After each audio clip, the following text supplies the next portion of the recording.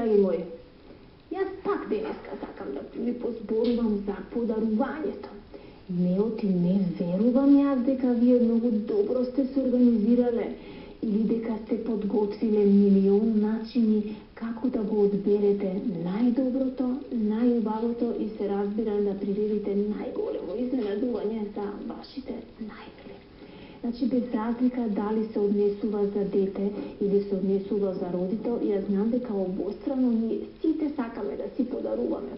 Како јас, како мајка која што редовно добивам подароци од моите деца, кои што навистина ме прават најсреќна на сил свет, исто така и јас подарувам на моите деца и на моите блиски, поради тоа што сакам да ги усреќам, сакам да ја почувствуваат новогодишната магија и сакам да ги направам онолку колку што е возможно најсреќни деца за време на овие денови, кога сите сакаме се да тече онака прекрасно, блескаво, новогодишно и да се подготвиме со многу љубов, со многу насмевки и со многу радост да влеземе во новата година, која што мора да ни биде поубава од старата.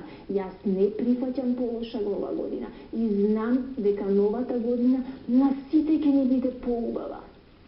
Но веќе кога ги споменав подароците, а еднаш веќе поодамна јас ги зборував за нив, и не гледате мојот Дедо Мраз колку убаво се погрижил да спакува дел од подароците.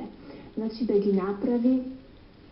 ги направи со прекрасна боја завиткани, со прекрасна амбалажа, да ги украси, да ги декорира и тоа на вистина да биде едно прекрасно изненадување за оној кој го прима подарокот.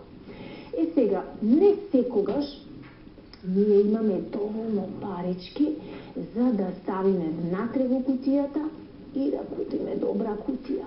Значи, понекогаш имаме пари за да го купиме подарокот, ама не ни достатуваат пари за да го спакуваме, за да го аранжираме и за да го направиме во некоја скапа и декоративна кутија, а денеска знаеме дека некогаш кутиите знаат да бидат поскапи од самиот подарок.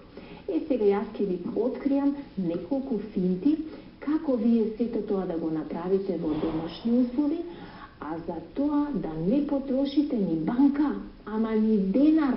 Не дека јас сум многу скржава, туку како што веќе ви покажав во изминативе 80 епизоди, јас многу сакам да истражувам. Јас сум познат реставратор во моето семејство, бидејќи јас секогаш од нешто што си го поминало векот сакам да му дадам нов живот и да го направам нешто ново, поинаку да поправам стари работи. Да од нешто што е било во сосема друга функција, јас да му дадам друга намена.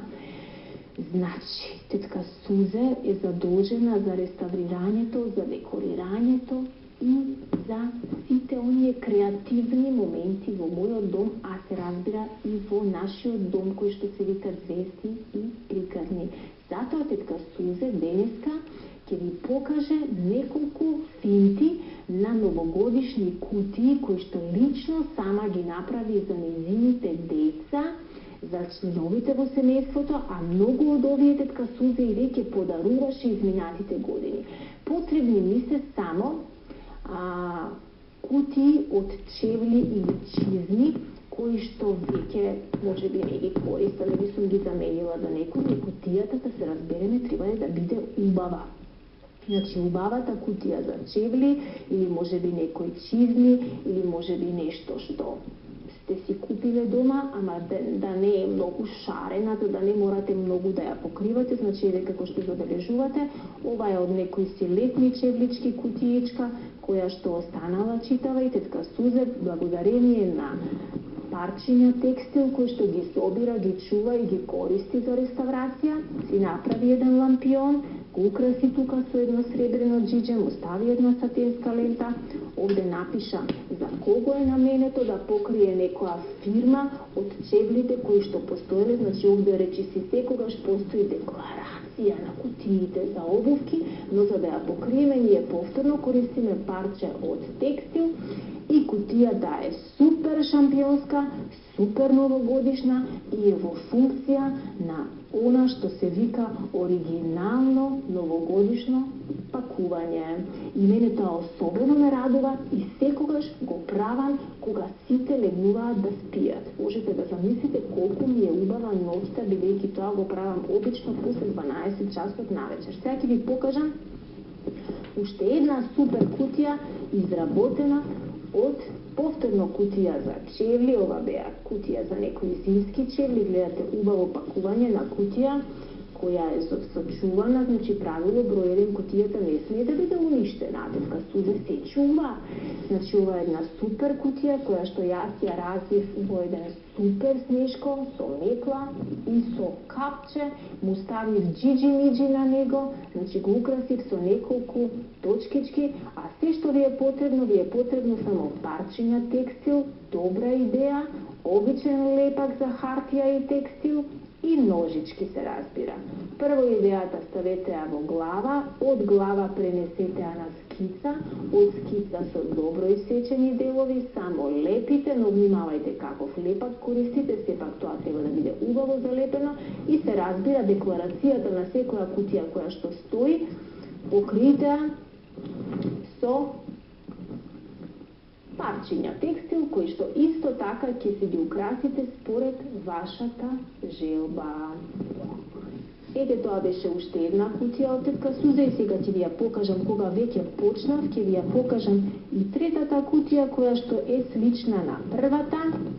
Ова се лампионите кои ми го развеселуваат и разобувуваат денот. Еве и првата кутија која што исто така е создадена и направена од кутија чевли.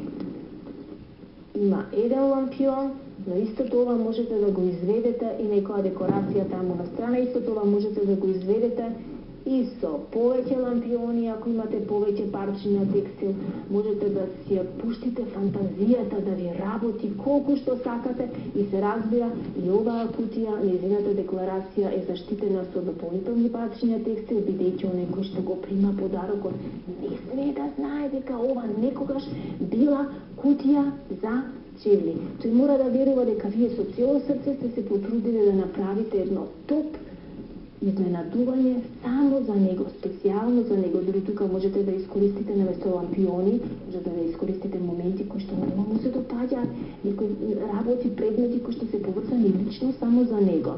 И јас ви дадов веќе идеи, насоки, а вие внимавајте, не деновите, часовите ви се изброени, побрзајте и уживајте во подарувањето. Толку за сега, продолжуваме понатаму.